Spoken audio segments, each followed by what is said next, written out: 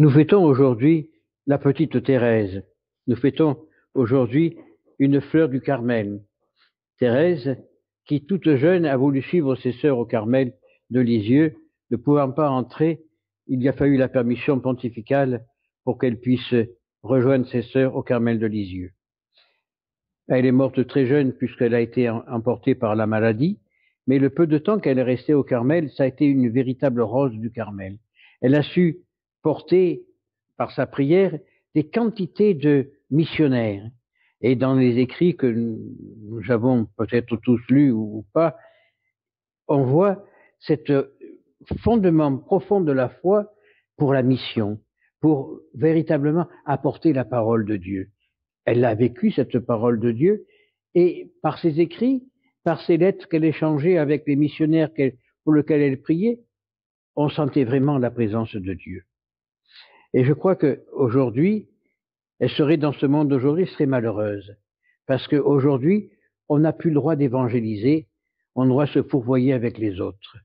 Tandis qu'à son époque, nous sommes à 150 ans en arrière, enfin pas tout à fait 150 ans, mais presque, où le rôle du religieux, le rôle du chrétien, en général, c'était d'apporter la parole de Dieu. C'était de la vivre, bien sûr, et de faire régner le royaume de Dieu.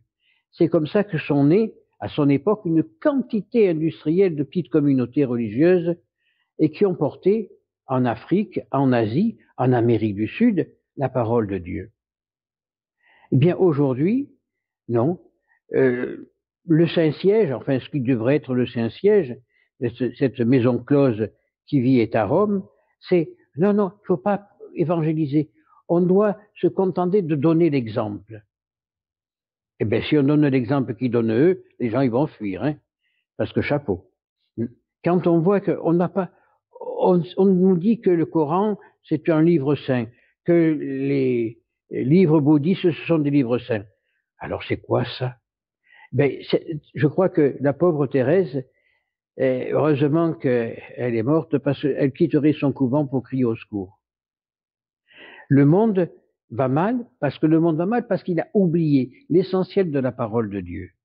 Jésus a dit, allez évangéliser, allez apporter la bonne nouvelle au peuple. Il n'a jamais dit, allez vous fourvoyer, allez vous mélanger avec les autres et puis vivez comme eux. Non, le Christ a demandé que nous vivions la parole de Dieu, qu'on la fasse nôtre, on la vive journalièrement, qu'on invoque son nom sans cesse et qu'on la porte aux autres. Parce que seul le nom de Jésus portera le salut.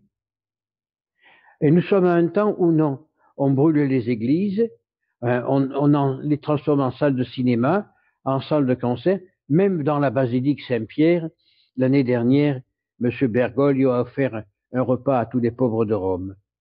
C'est l'abomination de l'abomination qui est rentrée dans le temple. Alors qu'est-ce qu'on doit faire, nous? Eh bien, pas grand-chose. On doit se contenter de prier.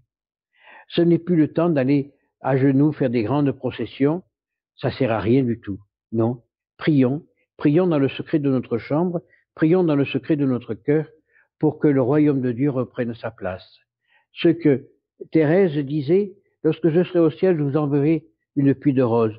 Je demanderai à Dieu de vous envoyer des grâces. Eh bien, demandons à Thérèse qu'elle nous fasse cette grande grâce du retour de la foi dans l'Église.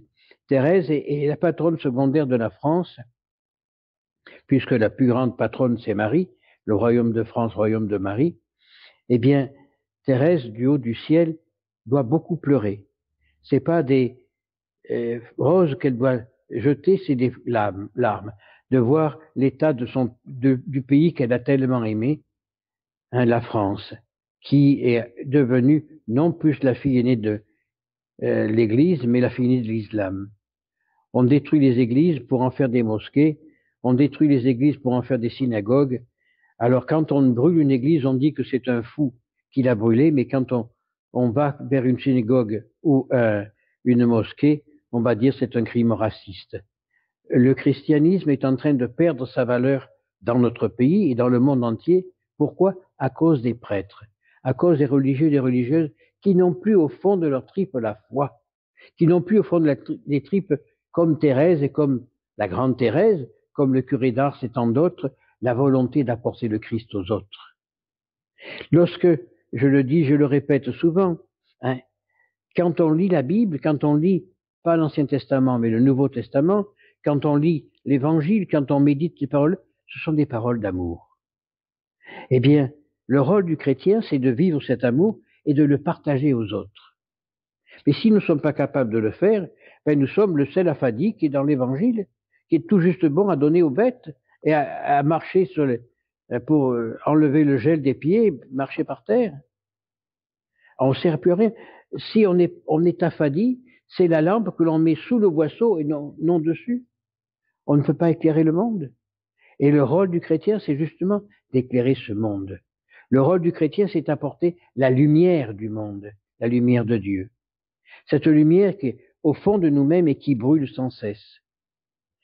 Saint Benoît disait, ouvrir l'oreille de son cœur pour écouter la parole de Dieu.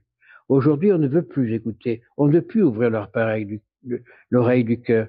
Non, on est pris par une quantité de choses, une quantité de bêtises qui nous éloignent de Dieu. Pourquoi nous éloignent de Dieu? Parce que bon, on est pris dans un monde où plus rien ne compte. Il n'y a plus le sens de la famille. J'ai un souvenir d'il y a plus de 20 ans, bon, c'est pas d'aujourd'hui, un ami qui m'était très cher à l'époque, que je ne vois plus pour différents problèmes, mais un jour, il va chercher son enfant à l'école. Mais la maîtresse ne voulait pas lui donner, parce qu'elle ne connaissait pas les parents. Elle connaissait la dame qui apportait les enfants à l'école le matin, qui venait chercher le soir, mais là, il avait quitté son travail de bonne heure, il est allé chercher le petit. Et le petit lui a dit, papa, je voudrais faire pipi. Donc, il l'a mis dans un coin, on a appelé la police, on les a arrêtés. Parce qu'on ne savait pas que c'était le père et le fils. Il n'y a plus le sens de la famille. On a tellement besoin d'argent, qui est l'avenir de la guerre peut-être, mais on a tellement besoin d'argent que le père et la mère travaillent. Alors, les enfants ne savent pas qui est papa et maman. C'est la voisine qui s'en occupe, c'est la nounou, c'est ce que l'on veut, mais les parents, il n'y a plus le sens de la famille. Et j'ai mis une image qu'on m'a envoyée, l'image de ma famille, je parle bien, où quand on était gamin, on se réunissait tous à la Pointe de Comte à Nice, dans la maison familiale, mais on était 20, 30, 40 à manger, à discuter, à s'amuser. Eh bien, ma sœur m'envoie la même photo, avec plus même génération, mais ils sont tous à la même table, mais avec le téléphone. Il n'y a plus de contact. Il n'y a plus de contact dans la famille. Comment voulez-vous que les gens s'entendent? Comment voulez-vous qu'on transmette quelque chose?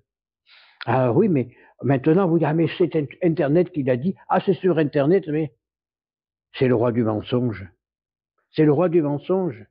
Dans le temps, quand il y avait un problème dans une famille, on s'expliquait entre nous, on parlait entre nous, on essayait de trouver la solution la meilleure du monde. Maintenant, non, c'est à travers Internet. Vous êtes d'un côté de la table, l'autre, au lieu de parler, tac, tac, tac, tac, en SMS. On a tout détruit. Il n'y a plus d'amour. Comment voulez-vous recevoir l'amour de Dieu si vous ne savez pas ce que c'est l'amour? Comment voulez-vous donner aux autres ce que vous n'avez pas reçu?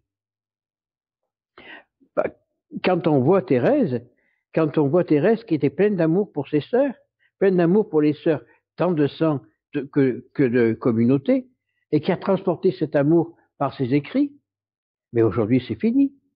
C'est fini, il n'y a plus rien. Le monde est vide. Le monde a perdu tout. Plus la famille. La patrie, n'en parlons plus, parce qu'elle est envahie par tout le monde et par des idées qui n'ont rien à voir avec les idées chrétiennes. Et la terre. Qu'est-ce qu'on fait de la terre? La terre nourricière. Ah, on détruit tout pour faire des grands immeubles, des grands buildings, mais qu'est-ce qu'il va rester dans quelques années? La sécheresse? Qu'est-ce qu'il va rester dans quelques années? Plus rien. Alors c'est une fin du monde programmée par l'homme. On clone, on avorte, tout ça parce qu'on est trop nombreux. Mais le monde meurt par sa propre bêtise.